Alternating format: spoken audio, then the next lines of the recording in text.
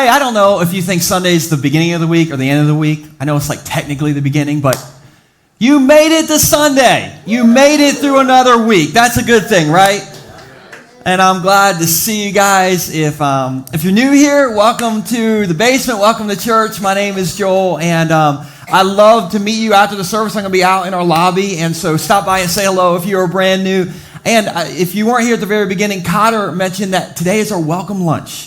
And so that is really for people who have been like coming here for the last few months. Maybe like today's your first day. So perfect Sunday for you to be here for your first day. Go shopping at the outlets after this service. And then come back at 11:30 and we're going to feed you Wawa, okay, for free. And some of you have been here for 10 years and you're like, can I get Wawa? Yes, at Wawa. Okay, that's where you can get Wawa. No, just kidding. You can come hang out with us as well. But glad you're here if you're a first-time guest. If you're not in the room, that's because you're watching on YouTube or Spotify or Facebook. And so can we make some noise for our online family right now? Just make some noise for them. And if you're on YouTube or Facebook, leave a comment and let us know where you're watching from. Okay, so George put Montana in there, but just type in where you guys are tuning in from. And I'm glad to be with you guys today. I'm pretty excited to see y'all. We're in this series right now called I Blank. And every week we're just putting a different phrase in the blank. And this week's phrase, actually I'm going to save this week's phrase for later. But I do have a fun phrase to put in there just to start today. Is that okay? Okay, so, and we'll put the fun phrase on the screen. All right, I need you to turn to the person who is around you that you like the most. And tell them, I am so lucky to be sitting next to you. Come on, tell them. Tell them.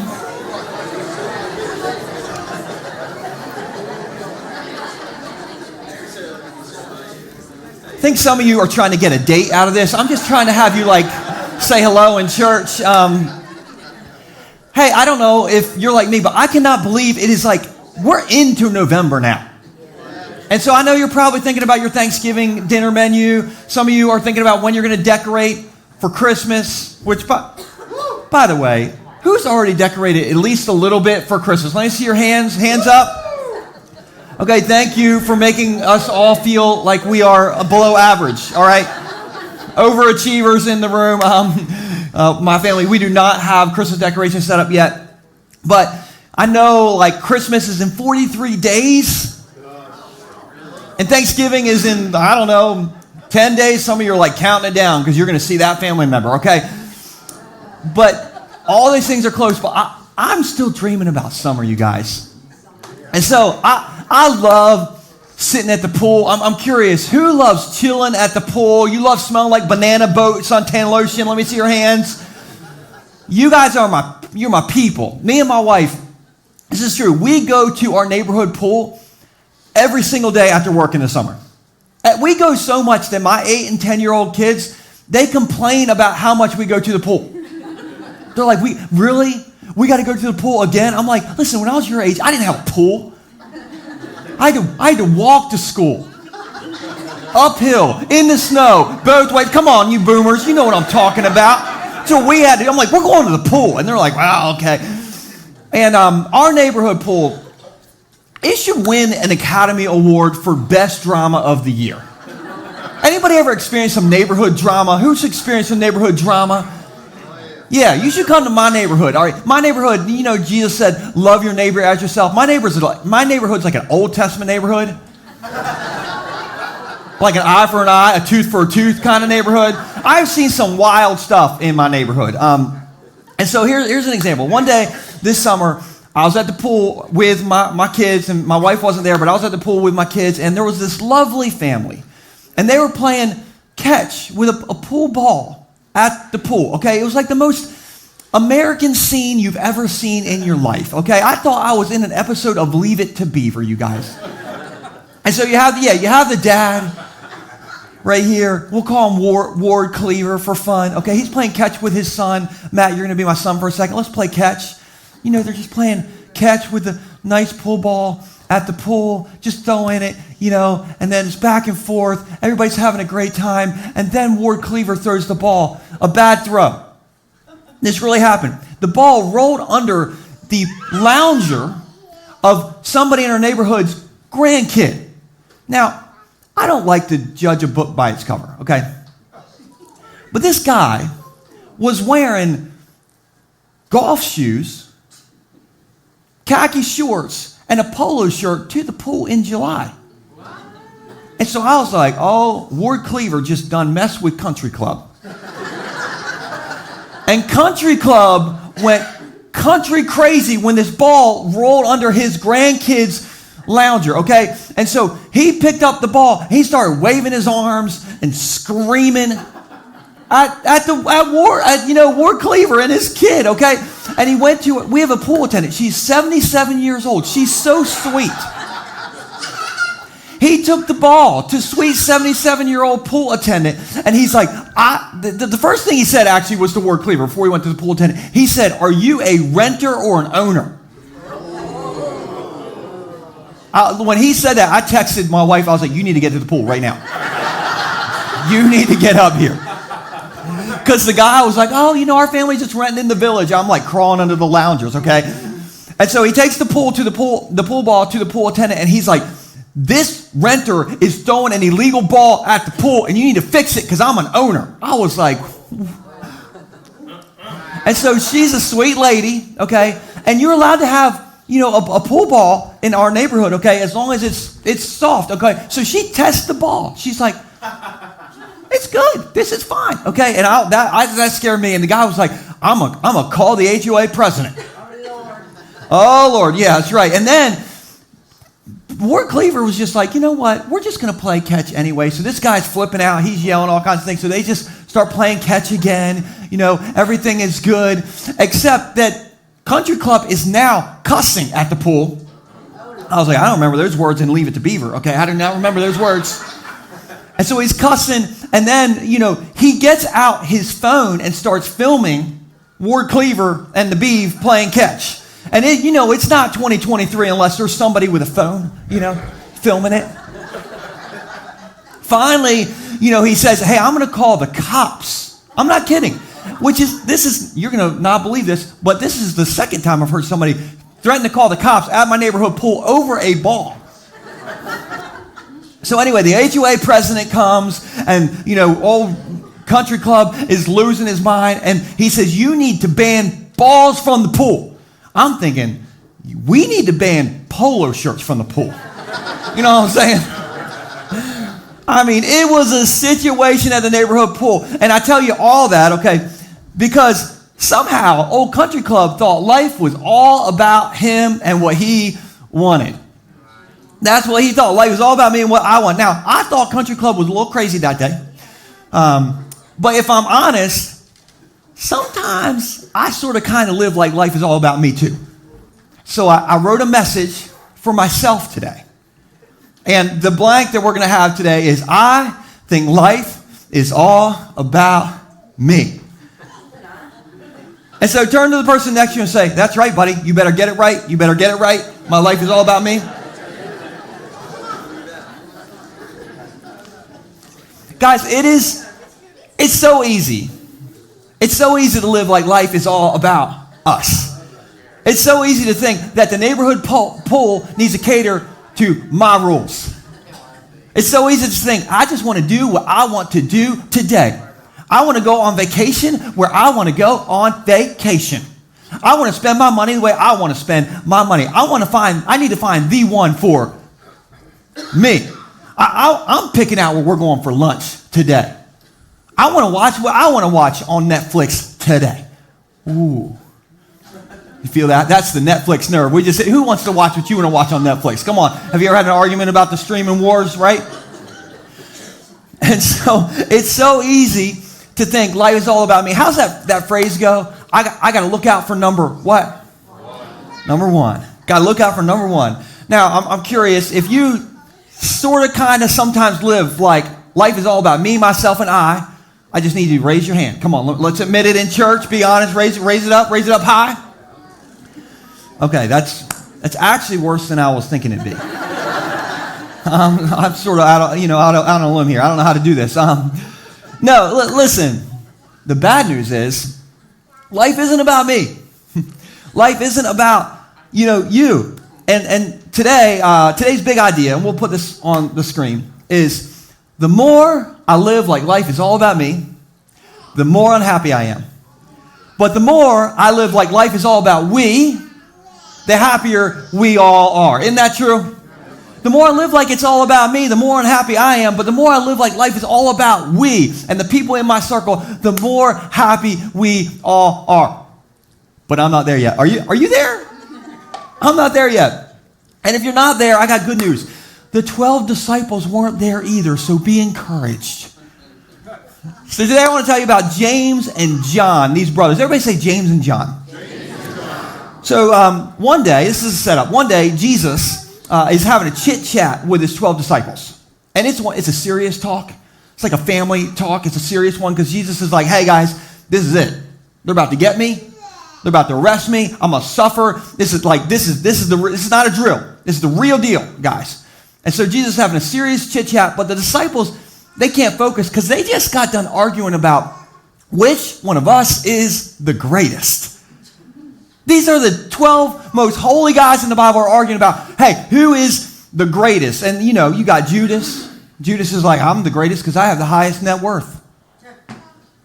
Thomas is like, I doubt it. We need to check his numbers. I don't think that's true.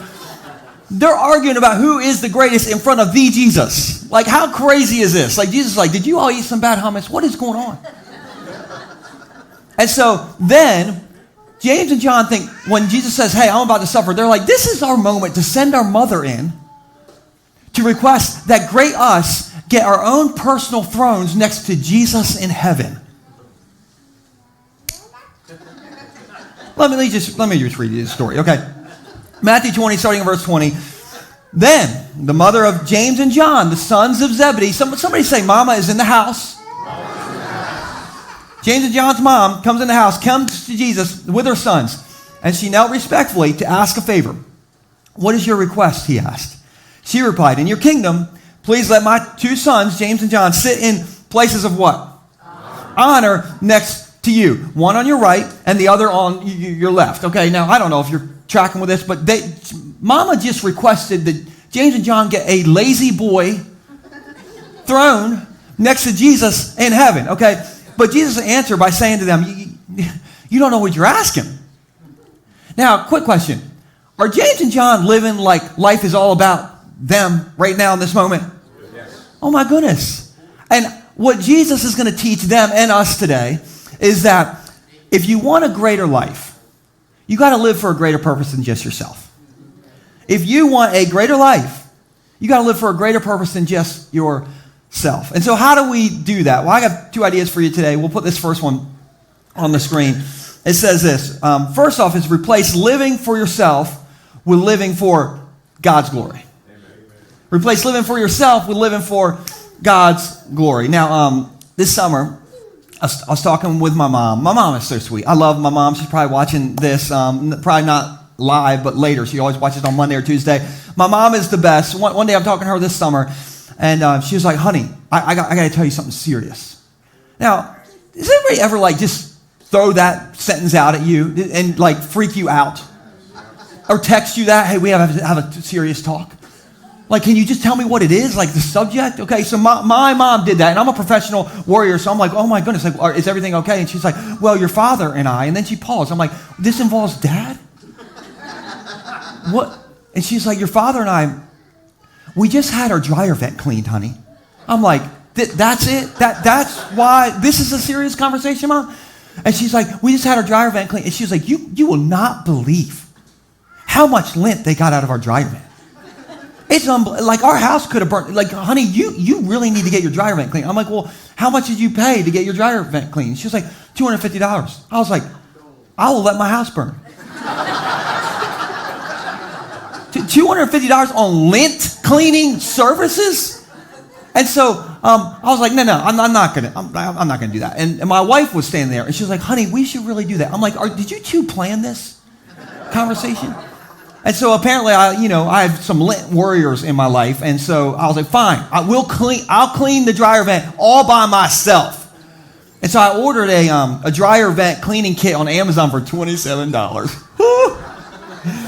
And last Saturday, I watched this YouTube video on how to clean your own dryer vent with this $27 kit and a power drill. I'm like, whoo, I got this. And the video was 1 minute and 47 seconds long on YouTube. I was like, how hard can it be? Like if some, redneck with a Samsung Galaxy phone can film themselves doing it in 1 minute and 47 seconds, I have an MBA. I can do this, okay? And so at 8 a.m. on Saturday morning, I thought I'm going to knock this out in 30 seconds probably. I wrapped up that job by sundown last Saturday morning because that YouTube guy was a liar. Listen, I had to get my wife involved. The kids had to get involved to help me. Okay, it's the worst Saturday I've had in a long time. I was saying words in my head that if I breathed them out loud, I would be disqualified from ministry, all right? I thought it would be so easy. I'm curious. Has anybody ever thought something was going to be easy, but it was harder than you thought it was going to be? Does this ever happen to you? And by the way, if you cleaned out your own dryer vent in like 30 minutes or less, I do not want to hear about it in the lobby. You keep that to yourself, all right? But I think sometimes in life, we think we know a lot of things that we don't really know. Like sometimes, okay, you see someone who's successful, all right? Like you see old country club pull up to the neighborhood pool, okay, and he's in like a Mercedes G-Wagon. He gets out like he's a Kardashian or something. And you're like, why am I not as successful as country club over here? Why I should be. But you don't realize how much work it took for country club to get there, right? Or maybe you see somebody who's got perfectly well-behaved kids. Like Bo and Katie Dukes over here. 5 kids, so well-mannered. They're like, no, we're not. Okay, they are so well-mannered, okay? And maybe you look at their kids and you looked at your kid this morning, walking down the 23 stairs. And he licked the handrail all the way down the handrail, all the way down the stairs.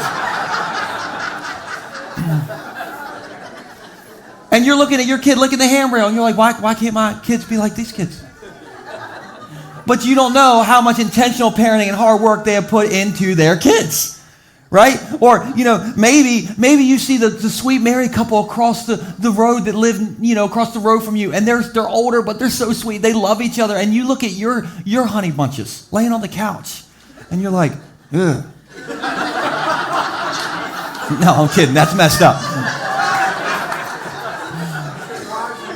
It's a little true, right? I mean, anyway. But you're like, well, why aren't we like that sweet couple that lives across the street? But you don't know that they've been working on the relationship for decades, right? Sometimes, my point is this, sometimes we want all the benefits, but we don't realize all the burdens that come along with the benefits. And that's what's going on in this story with James and John. They're like, well, we want heavenly lazy boys next to Jesus on the left and the right. I mean, if Jesus is going to get a lazy boy throne, like why can't we? Okay, and that's what they're asking Jesus for. And so this is what Jesus responds to them in Matthew 22 and 23. He says, guys, are you able to drink from the bitter cup of suffering I'm about to drink? Like, in other words, I'm about to die a terrible death. I mean, I got all kinds of burden about to be on, are you ready for this? And I love the response, okay? Oh, yes. Oh, yeah. We're able. Now, I don't know if you've ever made a dolphin noise before, but I just need everybody right now to go, No, James and John, you are not able. But Jesus says, you will indeed drink from my bitter cup. A little foreshadowing because they end up dying. Okay, so anyway. But I have no right to say who sits on my right or my left. My Father has prepared those places for the ones who he has chosen. Guys, James and John are off the rocker. They want all the benefits, but they don't know all the burden that is going to come with it. All they know is they want what they want because life is all about me, baby. But Jesus is like, hey, no. Okay, listen, and for the last 3 years, Jesus has been telling these James and John guys, okay, every single day, hey, love others, y'all. Hey, serve others, y'all. Hey, James and John, love your neighbor as yourself. In other words, Jesus is like, life is about we, not me. And they're like, okay, that's great news, but we want our throne. And so I think this story throws out kind of 2 approaches to life. And we'll put this on the screen. All right, the first approach is the me, myself, and I approach, which is being self-absorbed. And then there's the Jesus approach, which is being self-surrendered. Everybody say self-absorbed and self-surrendered. Okay, they're self-absorbed and self-surrendered. Now, the difference between these two is very clean and very simple. If you are self-surrendered, all the difference is that means you think of yourself less. If you're self-surrendered, you ask, what can I do for you, instead of thinking, what can I get for me? And so we're going to do a little practice, all right? So I need everybody to play along, and some of these scenarios won't apply to you, but we're just all going to say them together, okay? So everybody say this for me, okay? What can I do for my smoking hot spouse? Some of you are like, what can I do to get a smoking hot spouse? Say this, what can I do for my crazy kids who lick the rail out here? What can I do for my friends? What can I do for my coworkers? What can I do for my crazy boss? What can I do for? And turn to the person next to you and say, you. Okay? Turn back to him and say, you can start by buying me lunch today, okay? And you're paying. Look. Do you know what I've noticed? The more I live to make other people happy, the happier I end up being. Have you noticed this before? It's so weird. And I think the reason is because you're replacing the me, myself, and I approach with the Jesus approach, which is the Bible calls that is living for the glory of God. And here's what Paul had to say about that. This is in 1 Corinthians 10, verse 31. This whole thing is quotable. Whatever you do. Everybody say, whatever you do. Do it all. Even for the boss. For the glory of God. Whatever you do it all for the glory of God. Not the glory of who? You, but the glory of God by being self-surrendered. Okay, and so I got a challenge for you this week, and this is very simple kind of challenge, all right, at least in theory, but it's just an approach adjustment. And so this week, what if you were like, hey, I'm going to make food for my family for dinner tonight for the glory of God. And you snap those green beans for the glory of God, buddy. Or maybe you're like, hey, I'm going to stay late at work for my crazy boss and for the glory of God. All right. And so like you scan those copiers, those copies, you do that for the glory of God. Or maybe if you're married, husbands, you rub your wife's back tonight for the glory of God. And all the wives said, amen. Okay, don't worry, man. I got you. All right, and ladies, maybe you let your man watch football all day today. Uninterrupted. Come on, man. Can you just say for the glory of God right there? For the glory of God. What can I do for you? That's called living for the glory of God. That's called being self-surrendered. That is the Jesus way. And it is not easy. Like this week, my boy Nixon needed to do his third grade project. And he could choose to do a research project on any animal in the entire world. Any animal. And he picked the corn snake.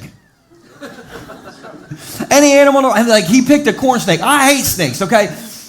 But right now, I know more about corn snakes than Wikipedia knows about corn snakes, okay? And so I was working with him on this project, and on Monday and Tuesday, the copier I was trying to use to print out stuff for this was possessed by snakes and Satan, okay? The copier wasn't working. The glue guns weren't working. My dryer vent apparently isn't working. Nothing was working. And I thought, there's a million things I would rather do for me right now.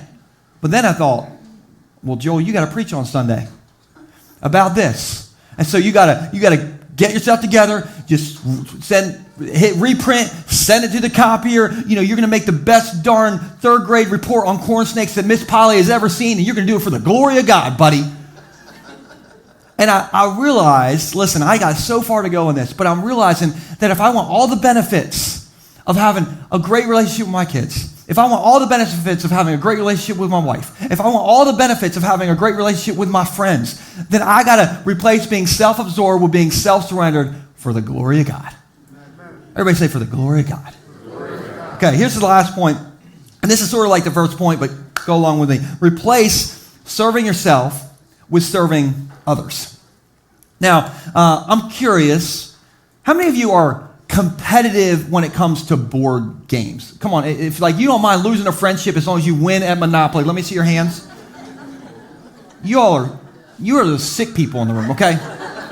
The Dukes family, all of them raised their hand.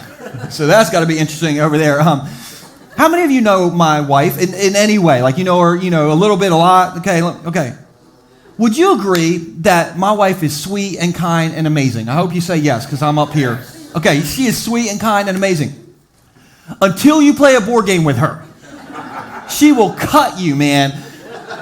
Sometimes in our house, like we'll have board game Friday nights with the family, okay? We'll play the game Trouble, like the most fun kid, whatever. And I'm thinking we're going to have a friendly family game night.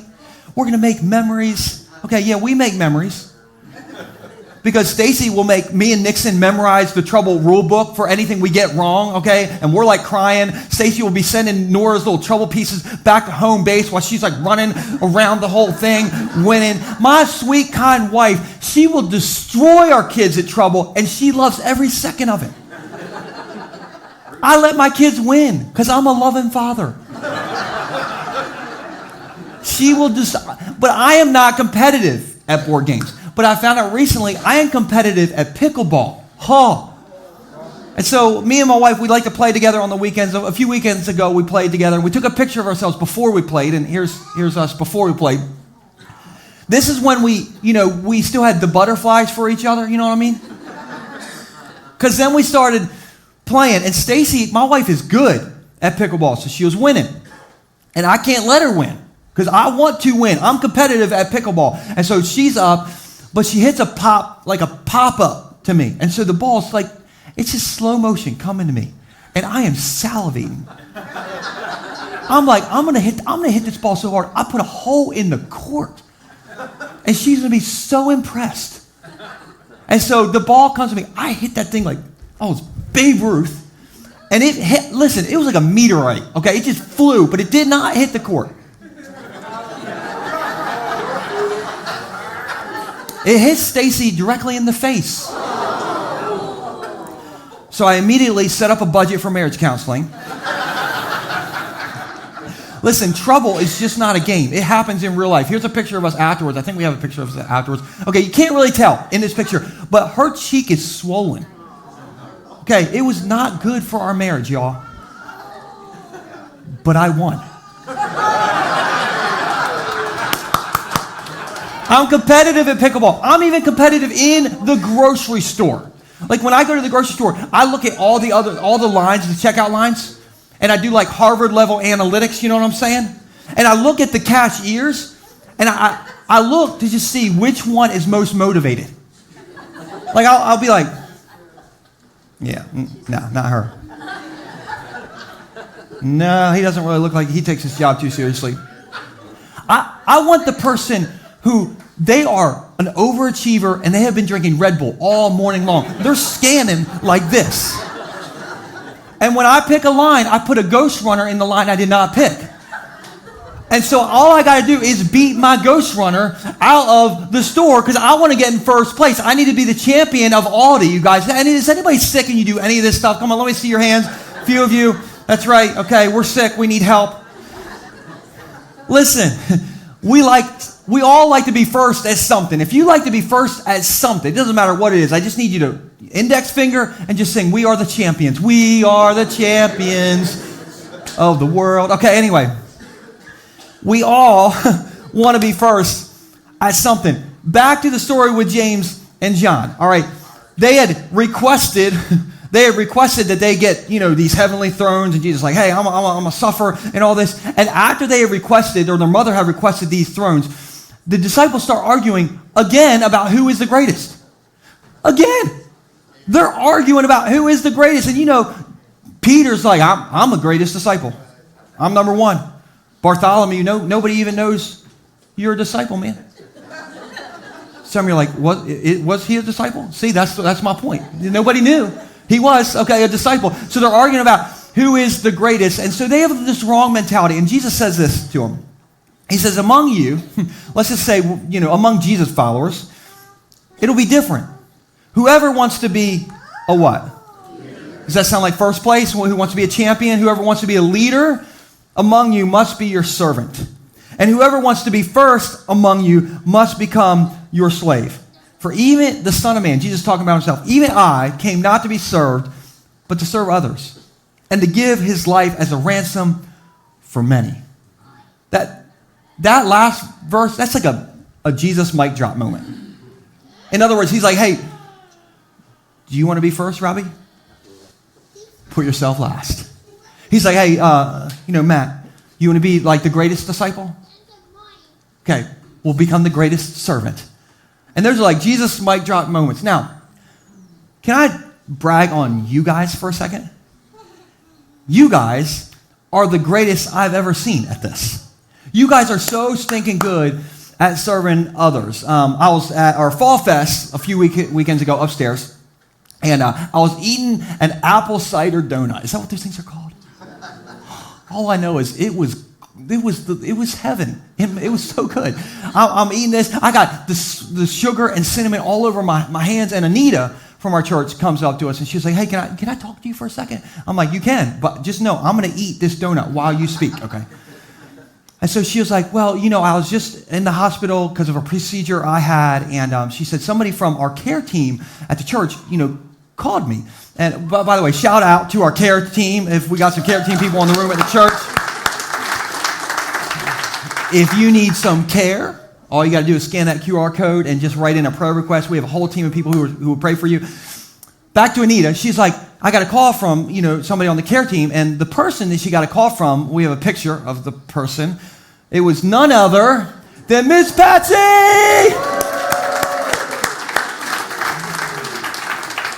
And Anita was like, I was nervous because it's Miss Patsy. She's famous around this church. She really said that. And she was like, Miss Patsy, she just prayed with me while I was in the hospital. And then Miss Patsy said to her, hey, do you need anything? Like, do you need anything? And Anita was like, well, I don't want to bother you with this, but I need a ride home from the hospital. And guess who just straight up went to the hospital and was the care team Uber driver that day? Miss Patsy pulled up like, me. And Anita was almost in tears while I'm eating my donut. And she was like, I just felt like this lady who barely even knew me, would come and do this for me and drive me home. And I'm not going to say how Anita said that Miss Patsy actually drives. No, I'm just kidding. She didn't. I'm just kidding. Anita didn't say anything bad about you at all, Miss Patsy. But don't you love Miss Patsy? Don't you love Miss Patsy? And as a pattern, Miss Patsy puts herself in last place, which is why she's first place in all of our books. But I'll tell you, the only person she wants to be first place in their book is Jesus. And she is, okay? You are, Miss Patsy. And so, Miss Patsy, putting other people in first place. I want to shout out Amy V for a second. Is Amy V in the room? Amy Vander Kaplan. She's probably serving right now. Okay, so this is Amy back here. Just say, hey, Amy. Amy V, we have her picture. Yeah, there's Amy. Amy is Butch's better half. And behind every great man is an even better woman. Okay, somebody who thought about saying Eagles fans, and you all need to get that team off your mind. But last weekend I was talking to Amy in the lobby. I was like, hey, what's good? And Amy was like, well, I just signed up to volunteer in Dover. I'm going to get some of these details wrong, but I just signed up to volunteer in Dover to serve families dinner who are, one of the people in the family is about to be deployed. And so they're about to step on the plane. And she's like, I'm going to try not to cry in their dinner while I'm serving them. But these people are heroes. And she said, the least I can do if they're going to serve me and my country is serve them some dinner. Listen, isn't that amazing? I think that's the coolest thing ever that Amy was going to do that. So shout out Amy. And it's not lost on me that yesterday was Veterans Day, and so we're going to show some love to our veterans real quick. So if you're a veteran, would you stand up on your feet just real quick? Okay, just show these guys some love.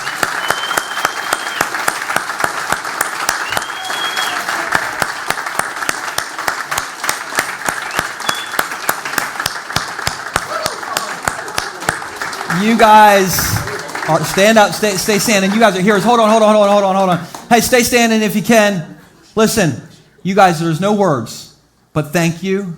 We appreciate you. We're grateful for you. We're here in this building able to worship freely because of you guys. And so I cannot say enough about you. And we did something a little, it's not big, but we got each of you a half dozen donuts. And so if you can hand them out some donuts, and you need to eat all of them. There are no calories. And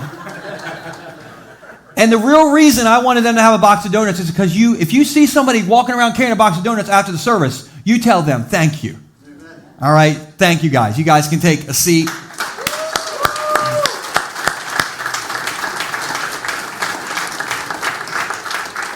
Veterans, Miss Patsy, Amy chose last place, and that is first place in Jesus' book. Because when you lift others up, Jesus lifts us up. And look, putting people in first place can be simple. It could be as easy as emptying the dishwasher this week. Or, helping encourage your spouse this week when they need encouraged. Or it could be, as simple as helping your kid out with their, corn snake project. It could be staying a little late at work, but putting other people in first place. It could mean, getting up in the middle of the night and changing out that blowout of a diaper, y'all. It could mean, telling an addict in your life, hey, I believe in you still. You keep going. You got this. I'm behind you. It could be serving at this church by volunteering. We have 150 volunteers that serve at Bay Shore Rehoboth every month. 150 volunteers. And what that is that's people lifting Jesus or lifting others up, and Jesus lifts us up when we do that. And so here's today's homework, and this is so simple. Okay, everybody can remember this. All right, today's homework, and we'll put it on the screen, is this week. When you start thinking life is all about me, start asking, how can I help you? When you start thinking life is all about me, myself, and I, start asking, how can I help you? How can I help you around the house? How can I help you have a better day? How can I help you be less stressed? How can I help you with your corn snake project? How can I help you? Because life is not all about me. Because the more we think life is all about me, the more unhappy we are. But the more we think life is all about us, the more happy we all are. So how can I help you? How many of you are going to do this week? Let me see your hands. Okay? It's peer pressure. I'm just making you do this in public so everybody does it. How can I help you? I'm going to end with this story. This week, I realized that me and my wife have been together for over half our lives. We've been together 20 years, and I am still so far out of my league, y'all. It is ridiculous. And we have a picture of us from way back in the day. This is way back. This is like 16 years ago. We were going to a tacky tourist party. And at this point, we had been dating for 4 years. And the only thing that Stacy thought was tacky was that I had not asked her to marry me yet. But I was a little scared about her competitive gameness, okay?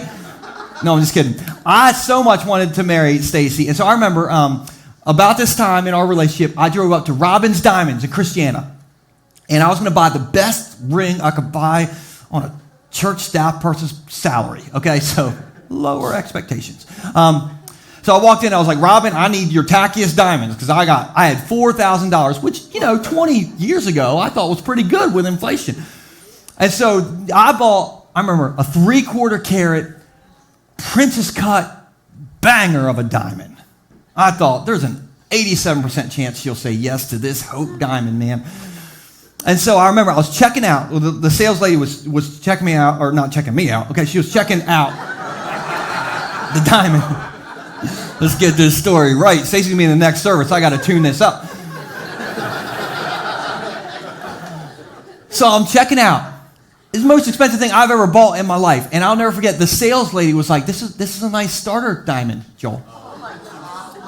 But you're going to want to upgrade this later to an even better diamond when she becomes your wife. I'm like, people upgrade these things? I had no idea. But this is what I remember. I remember seeing it in Robbins Diamonds and thinking, oh no, life is not about me anymore. And it never really was, but it took Robbins Diamonds for me to figure it out. But I know that marriage has taught me life isn't about me, it's about we. And then we had kids. And I don't even know who I am anymore. But kids and being married and life and Jesus in this story teaches us all that life isn't about me, because life is about we. And the more we live like life is about we, the more happy we all are. Because when you lift others up, Jesus lifts us up. All right, so this week, how can I help you? What can I do for you? Those are the questions to ask. Can you guys do it? Okay, let me pray for you. Jesus, this is a tall order for us, because inside we have this nature to say it's all about me, myself, and I. God, I pray that this week we'll just take a pause on that and just ask, what can I do for you? How can I help you? And when we start thinking life is all about me, help us to start asking, what can I do for you? Because things are always better when we include others, when we look at others more than we look at ourselves. And so, God, I pray that you'll help us with this. It's funny to look at your disciples who really struggled with this, but God, you are so patient with them. And you taught them a valuable lesson, that it's about loving your neighbor. It's about loving others. It's about serving others. And so, God, I pray that we'll just be so tuned into that this week. And help us, Lord, because it's not going to be easy, but help us to ask, what can I do for you? In Jesus' name. And everybody said, amen.